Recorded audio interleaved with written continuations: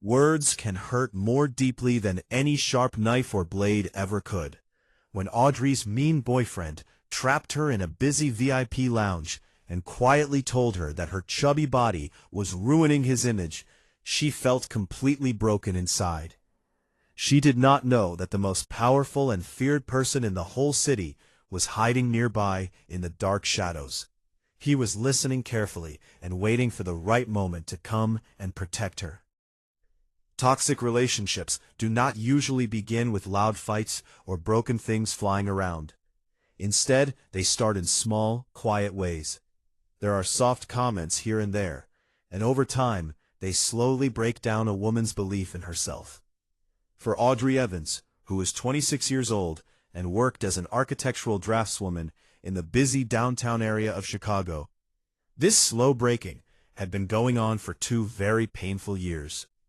Derek Mitchell worked as a junior partner at a big and important law company on Wacker Drive. On the outside, he seemed like a great choice for a boyfriend. He always looked neat and well-dressed. He worked hard to move up in his job, and he could smile and talk in a way that made people like him right away. But when they were alone together in their nice apartment in Lincoln Park, Derek was always finding ways to make Audrey feel bad about herself. It began with little remarks about how much food she put on her plate. Then he started giving her ideas about exercises she should do at the gym. Lately, his words had turned into mean criticism that he called just being honest. This special night was meant to be a happy celebration. Derek's law company was having its big yearly winter gala at the fancy Drake Hotel. The event was full of important people from all over the city. Audrey had spent many weeks worrying about what to wear. She bought a beautiful emerald green velvet dress that fit nicely around her body. These were curves she used to feel proud of before Derek's mean voice stayed in her head all the time. When she looked at herself in the tall mirror before they left the house, Audrey felt a short moment of happiness. Her auburn hair fell nicely over her shoulders, and the dress showed the gentle, womanly shape of her hips. "Are you really wearing that?" Derek's voice cut through the quiet bedroom like a sharp whip. Audrey stopped moving. Her hands were still near her pearl earrings. "I thought it looked nice," she said softly. "The saleswoman at the store said the color matched my eyes." Derek fixed his silk tie and looked at her reflection with cold eyes that showed he did not approve. "It is not a good choice, Audrey. The velvet material shows every little bump when the light hits it. You look a bit heavy around the middle. I just want you to look your very best tonight. Richard Harrington will be there, and I am trying to become a senior partner. I need you to look like a prize, not like someone who causes problems." The little spark of confidence she felt disappeared right away. A heavy, tight feeling filled her chest. She wanted to shout loudly. She wanted to take off the dress, get into bed, and cry until she couldn't cry anymore. But instead she swallowed the painful feeling of shame, picked up her small bag, and walked out the door after him. The big ballroom at the Drake Hotel was full of bright lights from crystal chandeliers, the sound of champagne glasses touching, and the quiet talk of rich people. Audrey stood near a tall ice sculpture, feeling like she did not belong there at all. Derek left her alone after only 10 minutes. He went straight to talk with the important senior partners at his company, like a missile going after its target. Alone now, Audrey drank sparkling water nervously. Her stomach made hungry sounds. She had not eaten anything since breakfast, because she was scared of looking bigger in the velvet dress.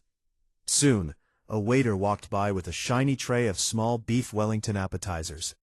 Audrey felt so hungry that she could not wait. She took one and took a small bite. Suddenly, a hand grabbed her wrist very tightly like a strong metal tool. It was Derek. He had a perfect smile on his face for the other guests around them, but his eyes looked flat and very angry. His fingers pressed hard into her bare arm. They went to a quiet, dark corner near the coat check area. "What do you think you are doing?" he whispered angrily, once no one could hear them. "I was just eating a small appetizer, Derek. I am really hungry," Audrey said in a shaky voice. "I introduced you to Margaret Harrington only 10 minutes ago, and now you are eating like you have not had food for a whole week," Derek said with a mean look. He stepped closer, so his styled hair was right above her. "Do you have any control at all? Look at yourself, Audrey. You are getting chubby. Your waist is coming out over the dress. It is embarrassing for me. Put the food down, hold your stomach in, and stop making me look bad in front of the people who pay me." The word chubby hit her like a hard punch. Embarrassing made it even worse. Tears started to form in her eyes right away, and they felt hot and shameful. She tried to breathe, but the tight velvet dress felt like it was squeezing her. A small, broken cry came out of her mouth. "Oh, please do not start crying now," Derek said with a groan and rubbed his face. "You always act like the victim. Go to the bathroom, fix your makeup, and come back when you can behave like a grown-up." He turned around quickly and walked back to the party, leaving her all alone in the shadows. Audrey could not go to the bathroom.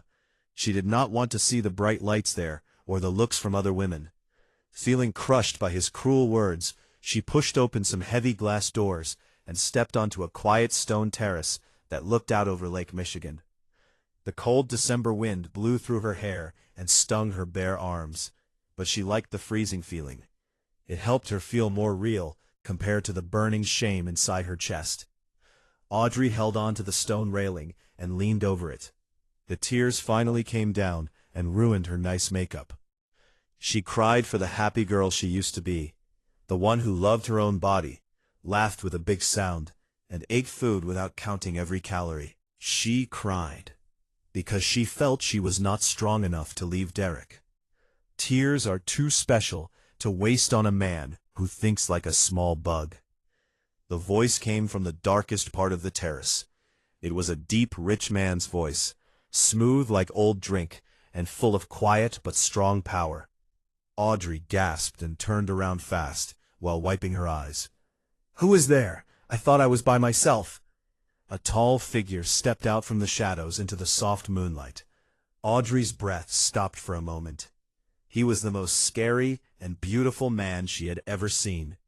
He wore a perfect black tuxedo that fit his wide shoulders exactly right. His skin looked very pale, almost see-through in the moonlight, and it stood out against his dark black hair.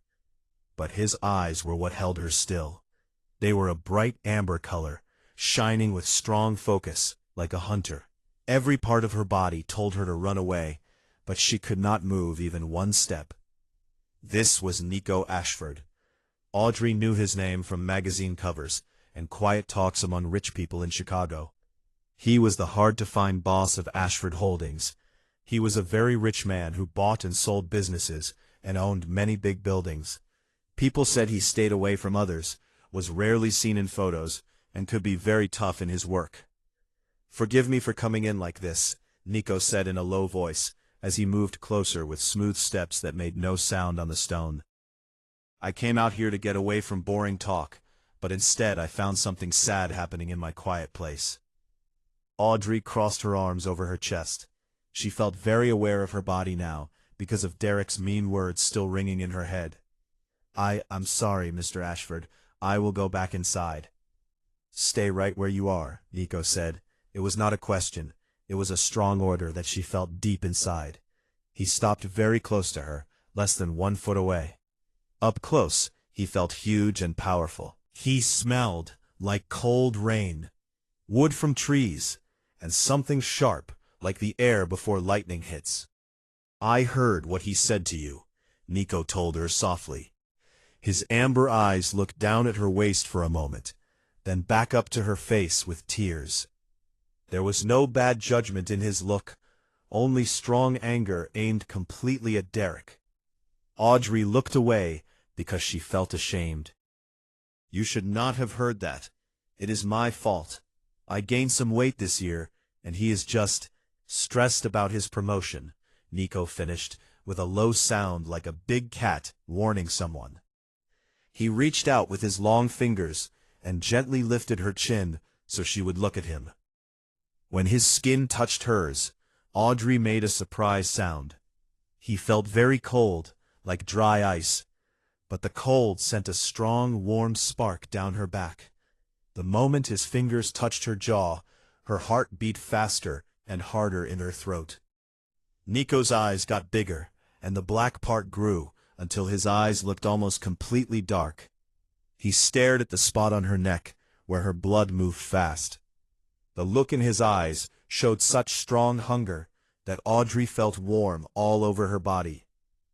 Never defend a man who tries to make your light smaller, just to hide his own weak feelings, Nico whispered. His thumb moved gently along her jaw. His voice felt like it pulled her in. You are not chubby, Audrey. You are full of life and beauty. Every curve on your body is like a wonderful work of art that should be celebrated, not criticized by a weak boy who cannot understand real beauty. Audrey's heart skipped a beat. No one had ever talked to her this way before. You are perfect, Nico said quietly. He stepped even closer, until his tall body blocked the cold wind from reaching her. Your heartbeat is like beautiful music. Your smell? It is so nice. You smell like sweet vanilla mixed with a little fear. Before Audrey could think about how strange his words were, how could he hear her heart? Why was he noticing her smell? The heavy glass doors opened with a loud noise. Audrey, what are you doing out here? Derek's angry voice broke the moment. He walked out onto the terrace with a red face full of annoyance. I told you to go to the bathroom, not walk around in the cold. Get inside right now. Derek came forward and reached to grab her arm again. He never got the chance. In one fast movement that Audrey could not even see clearly, Nico moved. 1 second he stood in front of her. The next second he had Derek held by the neck against the brick wall. Derek's feet hung in the air. Audrey screamed and stepped back in shock. Derek made choking sounds and tried to pull Nico's hand away, but it did not work. His eyes were wide with total fear. Nico did not look like he was using much effort at all. He held a full-grown man up with just one hand. His face showed cold, strong anger like a powerful king. Mr. Mitchell, Nico said. His voice dropped to a scary whisper that seemed to echo over the lake. I really do not like men who touch women in an angry way. And I dislike even more the average lawyers who fill my city with their proud and rude behavior. Please, Derek choked out. His face turned a bad purple color. I am Nico Ashford, the rich man said in a cold voice, and you work for Richard Harrington. Richard owes me big favors and a lot of money. Starting tomorrow morning, you will lose your job. You will not be allowed to work at any important law company in the whole state of Illinois. If I ever see you close to Audrey again, I will not just ruin your job, I will make you disappear completely. Do you understand? Derek nodded fast, with tears of pain and fear on his face. Nico let him go, and Derek fell onto the stone floor like a weak pile. Run, Nico said softly, quickly, did not even look back at Audrey, and ran through the glass doors back into the party. Quiet came back to the terrace. The only sound was the waves from Lake Michigan hitting the shore. Audrey shook with fear. Her mind tried to understand what she just saw. No normal person could lift a heavy man like that with one arm. Nico turned back to her. The scary hunter look disappeared, and he became a well-dressed, caring man again. He took off his thick, soft coat and put it gently over her cold shoulders. The coat felt warm and smelled strongly of the nice wood and sharp air scent. I am sorry if I scared you, little bird, he said softly. His amber eyes looked softer as he watched her. But I do not have much patience for bad people. Audrey held the front of his big coat and looked up at his perfect pale face. The moonlight showed the sharp edges of his teeth when he gave her a small, kind smile. They looked a little sharper than normal teeth. How did you do that? She whispered with a shaky voice. Who are you? Nico reached out and put a loose piece of her auburn hair behind her ear. His cold fingers stayed on her neck, right over her fast-beating pulse. I am a man who knows a real treasure when he finds one, Nico answered. His eyes got darker as he felt her blood moving under his fingers. My car is waiting downstairs. Let me take you away from here, Audrey. Let me show you how a queen should really be treated." Audrey looked past his shoulder toward the glass doors. For a short moment, she saw the reflection in the glass. She saw the stone railing, the plants in pots, and her own shaking body in the big coat. But Nico Ashford did not show up in the reflection at all. Audrey blinked. Her breath made white mist in the cold Chicago air. She stared at the glass again. She could see the plants and her own face with tears, and the coat on her shoulders. But the spot where Nico stood was empty in the reflection. A normal woman would have dropped the coat and run to find a taxi. But when Audrey looked into Nico's glowing amber eyes, she felt no fear. For the first time in 2 years, she felt completely safe. "You have no reflection," she whispered. The words were quiet against the sound of the waves. Nico's face became gentle. Old sadness and quiet amusement showed on his perfect lips. "Mirrors and glass with silver backing have always been a problem for people like me, Audrey. Silver stands for purity and shows the soul in old stories. Since I gave up my human soul for endless life a long time ago, the glass does not see me." He did not make up a science story. He simply told her the hard truth. "You are a vampire," she said. The word felt silly, but also completely true. "I am the king of the Midwest territories, to be exact," Nico said gently. He held out his pale, cold hand to her. "And you are very cold. My car is ready nearby. Come with me. I promise on the little honor I still have that no one will ever hurt you when you are with me." Audrey looked at his hand. She thought about Derek and the small, tight apartment where more mean words and control would wait for her. Then she looked at the powerful being in front of her, a creature from scary stories, who looked at her like she was a wonderful goddess. She put her shaking hand in his.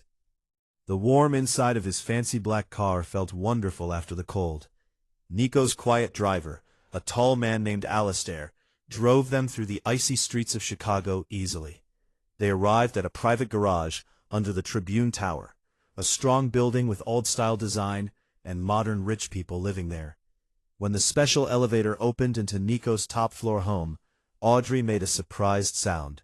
The whole city of Chicago spread out below them, through big windows all around. The home mixed new, clean furniture with very old, expensive things like soft velvet seats, rare old wall hangings, and shelves full of rare books.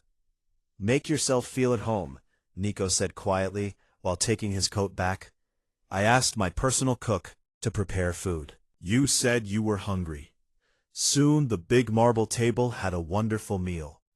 There was hot lobster pasta in a tasty sauce, thick warm bread, a big round of baked cheese with sweet honey, and a rich chocolate dessert. Audrey looked at the food. Her stomach felt mixed feelings, strong hunger and old guilt. I should not eat," she whispered and stepped back a little. Derek was right. "My dress feels tight. I should not eat heavy food so late." In a quick moment, Nico stood right in front of her. He did not touch her, but his strong presence filled the room. His amber eyes burned with protection. "Derek is like a bug that lived on your weak feelings to make his own small self feel bigger," Nico said in a low, strong voice. "Look at me, Audrey." She lifted her eyes. "You are a real woman, not a fragile doll. You are meant to take space in the world. You are meant to enjoy good things. Every curve and soft part of your body shows life. To me, someone who has lived in cold darkness for 400 years, you are the most beautiful and full of life thing I have ever seen. Now sit down, eat, and let me celebrate you just as you are." Tears came to Audrey's eyes, but these were happy tears of relief. She sat at the table. She picked up her fork, and for the first time in 2 years, Audrey Evans ate until she felt nicely full. The vampire king of Chicago sat across from her and watched with complete love and care. But the outside world was not finished yet. As Audrey ate the last piece of chocolate dessert, her phone made a sound in her bag. She looked and saw many worried messages from a friend at her architecture job. The messages said Derek sent an email claiming Audrey stole secret drawings from his company's computers and that he would call the police the next morning. Her boss was thinking about suspending her. The color left Audrey's face. Derek was trying to control her again. Since he could not keep her, he wanted to destroy her career that took 5 years to build. He was trying to make her look guilty. Nico noticed the change in her heartbeat right away. "What is wrong?" She gave him the phone without words. Nico read it, and his jaw became tight. The temperature in the big home dropped suddenly. Frost appeared on the window edges. "I told him I would make him disappear," Nico whispered with dangerous power in his voice. "It seems he cannot learn." The next 24 hours felt like a dream of complete strength. Nico did not let Audrey leave the home. He made many phone calls in languages she did not know. By the next evening, everything was fixed. Nico walked into the big bedroom, where Audrey wore a soft robe, and looked out at the bright lights of the Navy Pier Ferris wheel. "It is all taken care of," Nico said. He stood behind her and put his strong, cold arms around her waist. He rested his chin gently on her head. "I bought a big part of your company this afternoon. Your boss knows you cannot be touched, and you have a better job now as senior draftswoman." Audrey turned around fast, with her mouth open in surprise. "You bought my whole company?" "It was a good business choice," Nico said with a smooth smile. "As for Derek, my money expert checked his secret finances. He was taking money from his company in a wrong way to pay for his fancy life. The police went to his apartment 3 hours ago. He is now in a jail cell. He will never work as a lawyer again, and he will never bother you." Audrey felt shocked. The bad dream of 2 years was completely gone in one afternoon because of the man in front of her. "Why?" she asked while touching his cold, smooth cheek. "Why are you doing all this for me? You hardly know me." Nico leaned into her hand. His eyes closed for a short second. When they opened, the black part had taken over completely. "Because from the first moment I heard your heart on that terrace, I knew you belonged with me," Nico whispered. His voice was deep, with long-held feelings. "Vampires do not love the way human people do, Audrey. We do not go on dates or try things slowly. We find our special match, the one person whose blood calls to ours, and we keep them forever. You are my queen, and a king always protects his queen." The strong meaning of his words sent a warm feeling through her whole body. She looked at his lips and the sharp points of his teeth. She did not feel afraid. She felt strong warmth and want. "Then make me yours," she said softly. Nico's breath caught. "Audrey, if I bite you and take your blood, it connects us forever. It will make your senses stronger. Your life will join with mine. There is no way back to a normal human life." "I do not want a normal human life," she answered with strong feelings. She stepped closer so her soft body pressed against his hard one. "I want you." With a deep sound, Nico picked her up and carried her to the big soft bed with velvet covers. He placed her down gently and stayed above her like a powerful dark king. He took his time. He celebrated every part of her. His cold lips moved along her jaw, her neck, and her collarbone. Every place he touched felt like warm fire. He said kind words against her skin, and removed every mean thing Derek had put in her mind. He made her feel beautiful, special, and exactly right. "You are wonderful," Nico said. His teeth touched the soft skin over her pulse. "My beautiful, perfect queen." Audrey gasped as his teeth went in. There was a quick, sharp feeling, then a wave of pure happiness, like the best drink on a sunny day. She arched her back and held his dark hair, pulling him closer. As Nico drank, Audrey felt old, strong power enter her. A deep connection formed between them. All the old bad feelings melted away. They were replaced by the strong power of a woman who is truly loved by a king. When he pulled back, his lips had color from her blood. He looked at her with beautiful, strong care. The city lights of Chicago shone behind them, not knowing that a new queen had taken her place. Audrey pulled him close for a kiss. She tasted her own life on his lips. She knew for sure she would never be made to feel small again. This story teaches us something important about real life. Everyone deserves to feel safe, respected, and loved for who they are. If someone uses words to make you feel bad about your body or yourself, that is not okay. It is a sign of a harmful relationship.